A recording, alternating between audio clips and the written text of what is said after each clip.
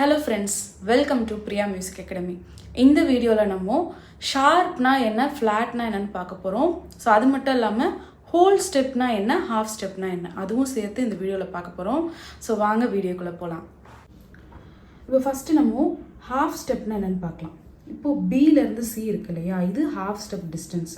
அதாவது ஒரு நோட்டுக்கும் இன்னொரு நோட்டுக்கும் நடுவில் இடையில எந்த நோட்டுமே வரக்கூடாது. அதுதான் பார்த்தீங்கன்னா ஹாஃப் ஸ்டெப் டிஸ்டன்ஸ் சொல்லுவாங்க.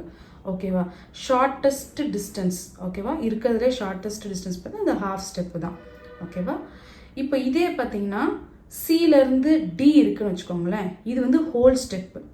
ஓகேவா, ஏன்னா உங்களுக்கு இன்பிட்வீனில் ஒரு கீ வருது. சிலேருந்து டிக்கு இன்பிட்வீனில் ஒரு கீ வரதுனால அதை ஹோல் ஸ்டெப்புன்னு சொல்லுவாங்க. ஓகே, இப்போ பிலேருந்து சிக்கு இடையில எந்த நோட்டுமே வராதனால அது ஹாஃப் ஸ்டெப்பு. இதே சிலேருந்து சி ஷார்ப் கூட பார்த்தீங்கன்னா இடையில எந்த கீயுமே இல்லை, அதனால் இதுவும் ஹாஃப் ஸ்டெப்பு. இப்போ சிலேருந்து டி பார்த்தீங்கன்னா நடுவில் ஒரு கீ இருக்கிறதுனால இது ஹோல் ஸ்டெப்புன்னு சொல்லுவாங்க.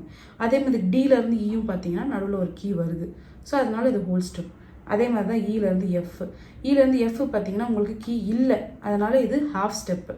ஓகேவா, அதே மாதிரி எஃப்லேருந்து ஜி உங்களுக்கு நடுவில் ஒரு கீ வருது, இது ஹோல் ஸ்டெப்பு. ஸோ இதுதான் பார்த்தீங்கன்னா half step, whole step distance. ஓகேவா, இது வந்து ஒரு இன்டர்வல்ஸ்னு ஒரு டாப்பிக்கில் வரும். இன்டர்வல்ஸ்னால் என்னென்னா ஒரு நோட்டுக்கும் இன்னொரு நோட்டுக்கும் இடையே இருக்க டிஸ்டன்ஸ், அதுதான் வந்து இந்த இன்டர்வல். ஸோ அதில் பேசிக்கான இன்டர்வல் பார்த்திங்கன்னா இந்த ஹாஃப் ஸ்டெப்பு அப்புறம் ஹோல் ஸ்டெப்பு.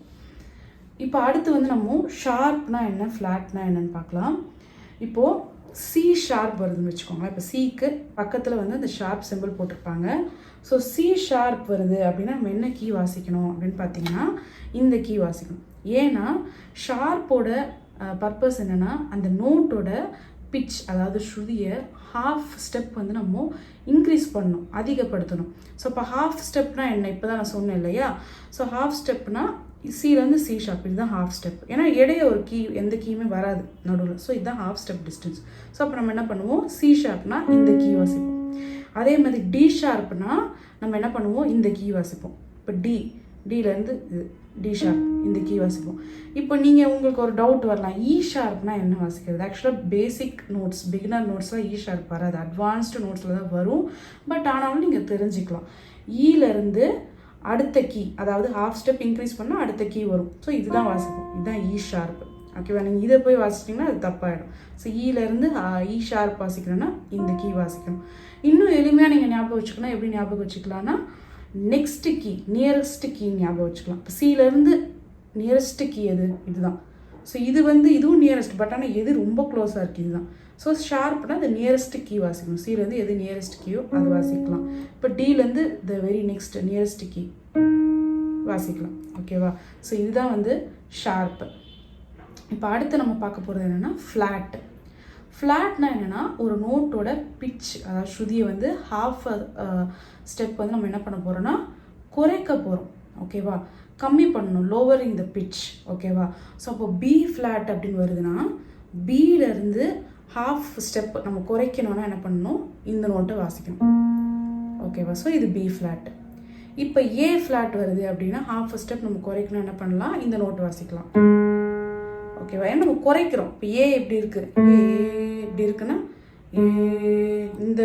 இந்த ஏ விட இந்த இதோட பிச்சை விட இதை வந்து நம்ம கொஞ்சம் குறைக்கிறோம் ஹாஃப் ஸ்டெப்பு. ஓகேவா, ஸோ அதுதான் ஃப்ளாட். ஓகே, ஸோ ஷார்ப்னா increase the pitch by half step. ஃப்ளாட்னா decrease the pitch by half step. இதுதான் ஃப்ளாட்டுக்கும் ஷார்ப்புக்கும் இருக்க வித்தியாசம். ஸோ இந்த வீடியோவில் உங்களுக்கு ஷார்ப்னா என்ன, ஃப்ளாட்னா என்னன்னு தெளிவாக புரிஞ்சிருக்கும்னு நினைக்கிறேன். ஸோ வீடியோ பிடிச்சிருந்தால் லைக் பண்ணுங்கள், ஷேர் பண்ணுங்கள். டவுட் ஏதாவது இருந்தால் கமெண்ட் பண்ணுங்கள்.